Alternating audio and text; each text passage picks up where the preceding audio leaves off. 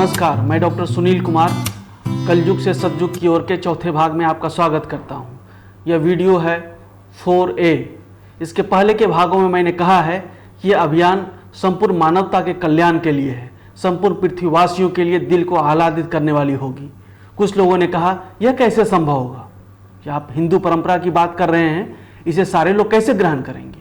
आप कहते हैं यह देवासुर संग्राम है, जाति का संग्राम नहीं है, फिर आप जाति और धर्म की बात भी करते हैं। यह पृथ्वी है, देवलोक तो नहीं है।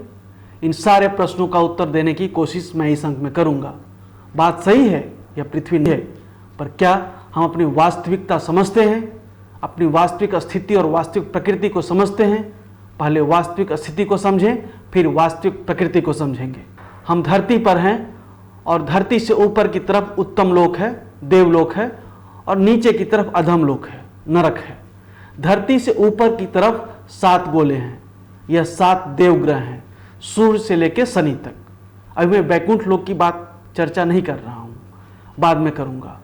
देवलोक का राजा इंद्र इंद्राणी के साथ शुक्र ग्रह पे रहते हैं। धरती के नीचे 7 अधम लोक हैं, अतल, वितल, तलातल, सुतल, महातल, रसातल, पाताल और उसके बाद नरक। दैत्य बलि भगवान बावन से हारने के बाद सुतल लोक में रहता है। इन विभिन्न लोकों की जानकारी नेट पर उपलब्ध है और आप इसे पढ़ सकते हैं। परंतु सबसे महत्वपूर्ण बात जिसकी जानकारी नेट पर उपलब्ध नहीं है वह है कि अधम लोक के प्राणियों में प्रजनन क्षमता नहीं होती है, जननांग नहीं होती। दूसरी महत्वपूर्ण बात, इसमें पाचन तंत्र भी नहीं होता, अतः ये खाना नहीं खाते, हवा पीते हैं। आपने सुना भी होगा कि पिशाच हवा पीकर जिंदा रहते हैं। धरती के प्राणी खासकर मानवों में यह दोनों प्रकृति होती है, प्रजनन की भी और पाचन तंत्र की भी। प्रजनन की 2 विधि है, लैंगिक और अलैंगिक, sexual reproduction and asexual reproduction. धरती को हम लोग माता कहते हैं। जब इसे पुरुष रूपी बीज पड़ता है तो नया पौधा तैयार हो जाता है। प्रजनन की दूसरी विधि है अलैंगिक और एसेक्सुअल। इस तरह की विधि में पौधा कलम बनाते हैं और कलमी पौधा तैयार होता है। लैंगिक प्रजनन में समय अधिक लगता है, पर यह हमेशा अलैंगिक प्रजनन से बेहतर होता है। इसी तरह जंतुओं में भी दोनों विधि से प्रजनन होती है। प्रिमिटिव ऑर्गेनिज्म में अर्थात आरंभिक जंतुओं में प्रायः अलैंगिक प्रजनन होता है और उन्नत जीवों खासकर मानवों में यह लैंगिक प्रजनन होता है, अर्थात सेक्सुअल रिप्रोडक्शन होता है। मैं फिर कहता हूं, लैंगिक प्रजनन अलैंगिक प्रजनन से हमेशा बेहतर होता है। मनुष्यों में लैंगिक प्रजनन के लिए भग और लिंग की आवश्यकता होती है, अर्थात नर और मादा की आवश्यकता होती है। देवलोक के प्राणियों में भी जननांग होते हैं। उनकी रचना एवं प्रकृति मानवों से मिलती जुलती है, परंतु आपने सुना होगा कि देवता भी मानव के रूप में धरती पर पैदा होना चाहते हैं। ऐसा क्यों? आप जानते हैं कि देवताओं ने अमृत पिया है, अमृत पीकर वह अजर और अमर हो गए। उनके पास जननांग है, काम क्रिया करते हैं, सारी सुख सुविधाएं हैं, परंतु वे न तो घट सकते हैं और न ही बढ़ सकते हैं। अच्छी अच्छी अप्सराएं हैं, बाग हैं, उपवन हैं, पर वह फिक्स्ड है। उनका भाग्य न तो बढ़ सकता है और न ही घट सकता है। वे सृष्टि का कार्य करते हैं। मनुष्य की क्या विशेषता है, पृथ्वी की क्या विशेषता है? ये अजर अमर नहीं होते, परंतु इनमें क्षमता इतनी होती है कि यह अजरत्व और अमरत्व से भी ऊपर मोक्ष की तरफ जा सकते हैं। यदि सुकर्म करेंगे तो भाग्य उत्तरोत्तर बढ़ता जाएगा। नर और मादा के मिलन से वंश वृद्धि होती रहती है। मनुज से भगवत्व की तरफ बढ़ता जाता है और अंततः मोक्ष प्राप्त करता है, यानी जीवन मरण से ऊपर उठ जाता है, जीवन मरण चक्र से बाहर हो जाता है और आत्म परमात्मा से मिल जाती है। परंतु इस बात को भी अवश्य याद रखें कि आपका कर्म कुकर्म हुआ तो सुकर्म से जितनी तेजी से आप ऊपर चढ़ते हैं, कुकर्म से उतनी तेजी से आप नीचे की तरफ अधम लोक की तरफ भी जाएंगे और नरक में पहुंच जाएंगे। भाग्य खराब होगा और फिर अयोनिज हो जाएंगे, भाग्यहीन हो जाएंगे। हम और हमारी टीम का सारा प्रयास पृथ्वी पर मानव धर्म की स्थापना करना है, अधम लोक के वासियों का कलयुग का शासन खत्म करना है, सतयुग की स्थापना करना है। इसमें आपका समस्त पृथ्वीवासियों का सहयोग मिलेगा, ऐसी अपेक्षा है, या यूं कहें कार्य हो चुका है। सब मिलकर उल्लास मनाएं। एक बात जहां पर लोग हिचक जाते हैं वह यह कि कुछ लोगों का कहना है कि कलयुग का तो अभी प्रथम चरण है, अभी सतयुग कहां से? ये अधमलोक वासियों का कहना है, पृथ्वीवासियों का नहीं। यदि कोई बालक किसी कक्षा में पढ़ता है तो परीक्षा देता है। एक वार्षिक परीक्षा होती है और वार्षिक परीक्षा के अतिरिक्त त्रैमासिक परीक्षा भी होती है। हर 3 महीने पे परीक्षा होती है। मैं आपको त्रैमासिक परीक्षा का परिणाम बता रहा हूँ। सतयुग आ चुका है, यह 20-25 हजार वर्ष चलेगा। यह कैसे संभव हुआ, यह मैं संक्षेप में बताता हूँ। देवलोकवासी की प्रकृति और पृथ्वी लोकवासी की प्रकृति के बारे में मैंने बता दिया। अधम लोकवासी की प्रकृति क्या है, इसे यदि अच्छी तरह समझ लेंगे तो सारे माजरे का पता चल जाएगा। अधम लोकवासी भाग्यहीन होते हैं, अयोनिज होते हैं, पाचन तंत्र नहीं होता, हवा पीकर रहते हैं। प्रजनन तंत्र नहीं होने से इनमें वंश वृद्धि नहीं होती। या तो ये उसी स्थान पर फिक्स होते हैं या घट सकते हैं। मनुष्य अपने स्तर से बढ़ भी सकते हैं और घट भी सकते हैं। देव अपने स्तर से न तो घट सकते हैं और न ही बढ़ सकते हैं, पर अच्छे होते हैं। अधम लोकवासी की प्रकृति नकारात्मक होती है। आपने एलियंस के चित्र देखे होंगे, इनमें प्रजनन तंत्र नहीं होता। कुछ सकारात्मक और कुछ नकारात्मक प्राणियों का उदाहरण देता हूँ। नकारात्मक प्राणी भैंस, कुत्ता, बकरी, बिल्ली, लोमड़ी, गीदड़, भेड़, कीड़े मकोड़े। सकारात्मक शक्तियाँ गाय, बंदर, हाथी, शेर, बाघ, हिरन। आप सोच रहे होंगे कि मैंने जितने भी नकारात्मक शक्तियों का उदाहरण दिया उन सबके पास प्रजनन तंत्र तो है। जैसे भैंस को प्रजनन तंत्र होता है, संभोग करते हैं, गर्भधारण होता है, बच्चे देती है, दूध देती है, गोबर देती है। पर अयोनिज कैसे? ये अधम लोकवासी हैं, ये अयोनिज होते हैं। मैं पहले कह चुका हूँ कि पृथ्वी पर जल की अधिकता है। पृथ्वी पर जहाँ भी जल नहीं है वहाँ के लोग भी पानी ही पीते हैं। यह मनुष्य का स्वाभाविक गुण है, इस पर ज़्यादा जोर देने की जरूरत नहीं है। एक उदाहरण देता हूँ। आप घर के अंदर जब होते हैं तो हाफ पैंट और गंजी में होते हैं। जब आपको किसी पार्टी में जाना होता है तो आप पैंट, शर्ट, कोट, टाई पहनकर सज धर कर जाते हैं। अधम लोकवासी अयोनिज प्राणी होते हैं। जब कलयुग में धरती पे आते हैं तब वे भी योनि और लिंग धारण कर लेते हैं, क्योंकि इसके बिना धरतीवासी उसे निकाल देंगे। लेकिन एक बात पक्की तरह समझ लें, जब तक धरतीवासी इसे अपनी ऊर्जा नहीं देंगे ये धरती पर नहीं रह सकते। कुंडली में राहु, केतु और शुक्राचार्य अपना घर नहीं होता है, इनका अपना घर नहीं होता। 12 घरों में से यह जिस घर में बैठते हैं उस घर की ऊर्जा लेकर उसी के ऐसा बर्ताव करते हैं। यदि ये परजीवी पीली पत्ती खा लेंगे तो पीली, लाल पत्ती खा लेंगे तो लाल, और यदि हरी पत्ती खा लेंगे तो हरी हो जाएंगे। फिर इस परजीवी को प्रश्रय क्यों देना? मैंने जब BHU के लिए इंटरव्यू दिया था तो मैंने प्रेजेंटेशन तैयार किया था। उसमें मैंने लिखा था कि यदि वायुमंडल प्रदूषण ज़्यादा है, वहाँ के मनुष्यों की औसत आयु बढ़ाकर अगले 25 वर्षों में 140 वर्ष करने का लक्ष्य है, तथा जहाँ वायुमंडल प्रदूषण कम है वहाँ के व्यक्तियों में औसत आयु बढ़ाकर 160 वर्ष करना है। शायद उन लोगों ने ध्यान नहीं दिया था, इसीलिए प्रश्न नहीं किया, नहीं तो प्रश्न पूछते और मजाक बनाते। परंतु ऐसा संभव है।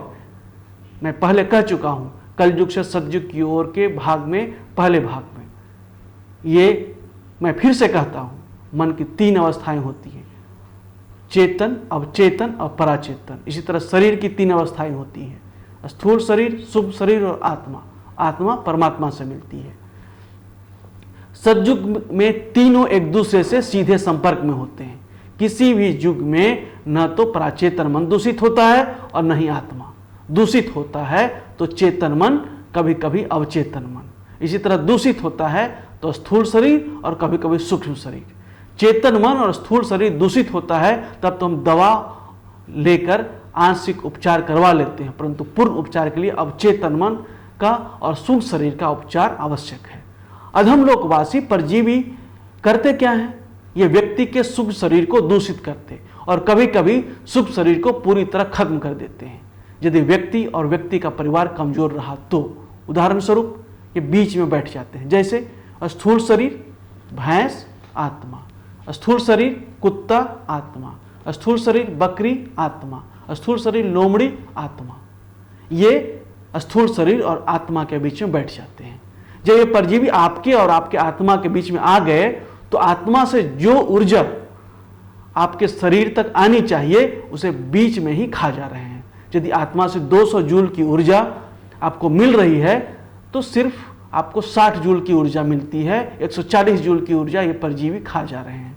उसी ऊर्जा को खाकर अयोनिज से योनिज हो जा रहे हैं और मनुष्यों पर शासन भी कर रहे हैं, उनके चेतन मन को जैसे चाहे चला रहे हैं।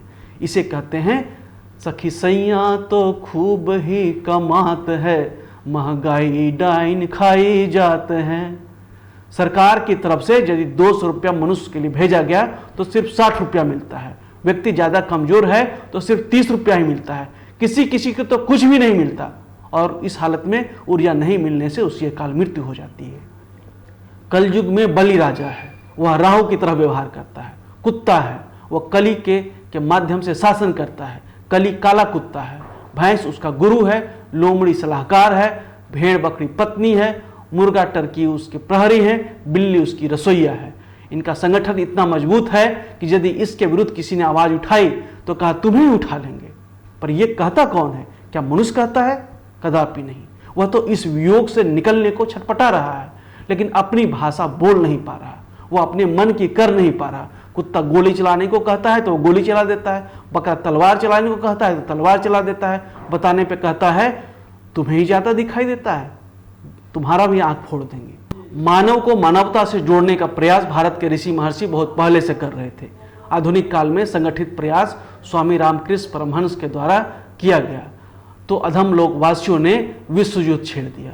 लोगों ने कहा एक देश की विजय हुई, दूसरे की हार हुई, परंतु मानव ने मानव को मारा। अधम लोकवासी को मारना था, उनकी बलि देनी थी, उनको घरों से निकालना था, पर चूंकि वही मनुष्य पर हावी थे, उनके मन मस्तिष्क पर हावी थे, और तो उसने मनुष्यों को ही मरवा दिया कहीं और स्वयं तरक्की पा ली। मनुष्यों को मनुष्य के घर से ही निकाल दिया। वह मनुष्य के शुभ शरीर को खाकर मोटा हो गया और स्थूल शरीर खत्म कर दी। स्वामी रामकृष्ण परमहंस के काम को आगे बढ़ाने की जिम्मेदारी श्री रमन महर्षि को मिली। उन्होंने काम आगे बढ़ाया, भारत को राजनीतिक आज़ादी दिलाई, लेकिन तब तक मानव अधिक परिपक्व नहीं हुआ था। फिर वही गलती कर बैठा, दूसरा विश्व युद्ध कर बैठा, फिर मानव और मानवता की हानि हुई। श्री रमन महर्षि ने आध्यात्मिक सत्ता स्वामी रामानंद को सौंपी। उन्हें मुझे काम के लिए बुलाया, मैं अपनी टीम के साथ काम पे लगा रहा। आज मैं स्वामी रामानंद की तरफ से टीम लीडर के नाते आपसे मुखातिब हूँ, आपके समक्ष हूँ।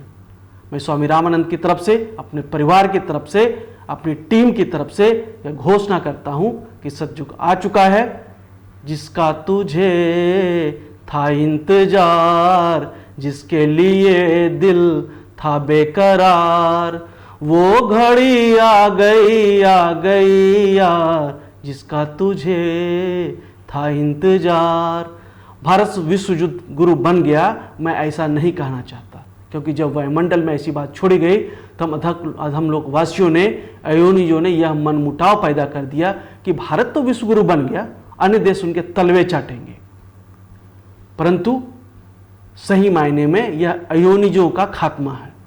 मनुष्य अपने जैसे अन्य योनिज प्राणियों जैसे गोवंश, बंदर, हाथी, शेर, बाघ, हिरन, चूहा, खरहा आदि के साथ सत्तासीन हुआ है। इसे दूसरी तरह कहें तो देव धर्मपालकों की असुरों पर जीत हुई है। जाते जाते असुरों ने तीसरा विश्व युद्ध करवाने की सोची। उसने वेपन्स ऑफ मास डिस्ट्रक्शन पहले से ही तैयार रखी थी। हथियार तो ऐसे ऐसे तैयार करवा दिए थे कि एक बार में पूरी पृथ्वी के मानव खत्म हो जाते। असुरों ने सोचा था कि यदि हम नहीं रहेंगे तो तुझे भी नहीं रहने देंगे।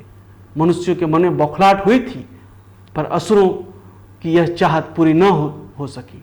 ये खत्म कर दी कि विश्व युद्ध की नौबत खत्म हो गई। क्या एक व्यक्ति दूसरे व्यक्ति से झगड़ा करे यह मानवीय गुण है? क्या एक व्यक्ति दूसरे व्यक्ति के पॉकेट से पैसा निकाल ले यह मानवीय गुण है? यदि एक व्यक्ति की कही हुई बात दूसरे को पसंद न आए तो उस पर हमला कर दे, यह मानवीय गुण है? एक व्यक्ति ने दूसरे को गाली दे तो उसकी हत्या कर दे, यह मानवीय गुण है? नहीं मानव, यह मानवीय गुण नहीं है। महिला मिले तो प्रेम से मिले। एक महिला दूसरे की कानाफूसी कर रही है, दूसरी महिला तीसरे की कानाफूसी कर रही है। एक भाई की पत्नी को दूसरे भाई की पत्नी से जलन हुई तो पति को उकसा दिया, झगड़ा करो। क्या यह नारी गुण है? झगड़ा तक बात रह गई तब तो गनीमत है। एक नारी दूसरे नारी के बलात्कार एवं हत्या को प्रेरित करती है, क्या यह नारी गुण है? कदापि नहीं। हे मानव, यह अधम लोकवासी का गुण है। यह अयुण जो मतहीनों का गुण है, या कुत्ता कुत्ती का गुण है, या बिल्ली सियार का गुण है। नर नारी में संभोग की कोई सीमा नहीं, गोत्र मूल का कोई ध्यान नहीं। क्या यह मानव गुण है? नहीं रे मानव, यह भेड़ बकरी का गुण है, कुत्ता कुत्ती का गुण है, या अधमलोकवासी का गुण है। कलयुग में निकृष्टता आई, इस निकृष्टता को अपना स्वाभाविक गुण कदापि न समझें।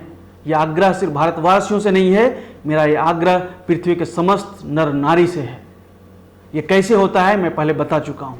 अधमलोकवासी आपके स्थूल शरीर और आत्मा के बीच आ जाते हैं, आपकी ऊर्जा खाते हैं, वे अपनी भाषा को आपकी भाषा बनाते हैं। आप उसकी भाषा को इतने आदी हो चुके होते हैं कि उसे अपनी भाषा समझने लगते हैं। सिर्फ एक पुष्ट नहीं, पुष्ट दर पुष्ट यही चल रहा होता है। हम और हमारी टीम इसी सिलसिले को तोड़ने आई है। सिलसिला तोड़ने पर अवरोध होगा, पर कब? यदि आप हमारे कथन को नहीं सुनेंगे समझेंगे तब। यदि आप हमारी बात को सुनेंगे समझेंगे तो यह काम बिना किसी रुकावट के हो जाएगा। फिर मानव का मानव के लिए मानव के द्वारा संचालित तंत्र होगा। अभी तो अधम लोक का तंत्र है, जनतंत्र कह रहे हैं। मैं आपको यह सूचित कर दूं कि यह चेतन मन में ही हो चुका है। इसे चेतन मन में उतारना है। इसे चेतन मन में उतारने के लिए हमने एक विधि बताई है, वह विधि है ज्योतिष शास्त्र। इसका इस्तेमाल करें, ज्योतिष शास्त्र का इस्तेमाल करें, इसे संपूर्ण विश्व का संविधान बनाएं। यही संविधान काम आएगा पूरे विश्व के मानवता के लिए। वीडियो 2 भी देखें। असुरों में आपस में लड़ाई हुई है और होती है। क्या आपने सुना है कि देवों में भी हुई है? क्या आपने सुना है कि सूर्य ने इंद्र की पत्नी को उठा लिया, इंद्र ने बुध की पत्नी को उठा लिया? क्या आपने सुना है, पढ़ा है? क्या आपने सुना है कि चंद्र ने मंगल की हत्या कर दी तो मंगल ने बृहस्पति की हत्या कर दी? यदि सारे ग्रह, सारे देव ग्रह व्यवस्था के अनुरूप चलकर संतुष्ट हैं तो हम मानव क्यों नहीं सह अस्तित्व के साथ रह सकते? इसके लिए हमें ज्योतिष शास्त्र को संविधान बनाना होगा। लोमड़ी जो बीच में तराजू लेकर बैठा है, न्याय कर रहा है, उसे हटाना होगा। तभी हम क्षणिक सुख को सनातन सुख में बदल सकते हैं, दीर्घायु हो सकते हैं। अभी तो किसी की आयु 60 साल से बढ़कर 80 साल हो जाती है तो सीना तान कर गर्व से अपनी उम्र कहते फिरते हैं। भाई 80 साल क्यों, 200 साल क्यों नहीं? ज्यादा कितना कहूं, आप समझें। बस यही अपराध मैं हर बार करता हूं, आदमी हूं आदमी से प्यार करता हूं। वीडियो 4A पे यही विराम देता हूं। वीडियो 4 भी आगे जारी रहेगा, जिसमें बहुत सारी जानकारी आपको दी जाएगी। और आपसे अनुरोध है कि ये वीडियो भी आगे देखते रहें। स्पिरिचुअल हेल्थ इंडिया टाइप करें यूट्यूब पर और वीडियो देखते रहें। ये वीडियो सामान्य वीडियो नहीं है, हंसी मजाक का वीडियो नहीं है, ये सीरियस वीडियो है। मैं समझता हूँ आपका किसी का मन देखने का नहीं भी हो सकता है, लेकिन मेरा अनुरोध है कि इसे देखें, आपकी दशा और दिशा बदल सकती है। धन्यवाद।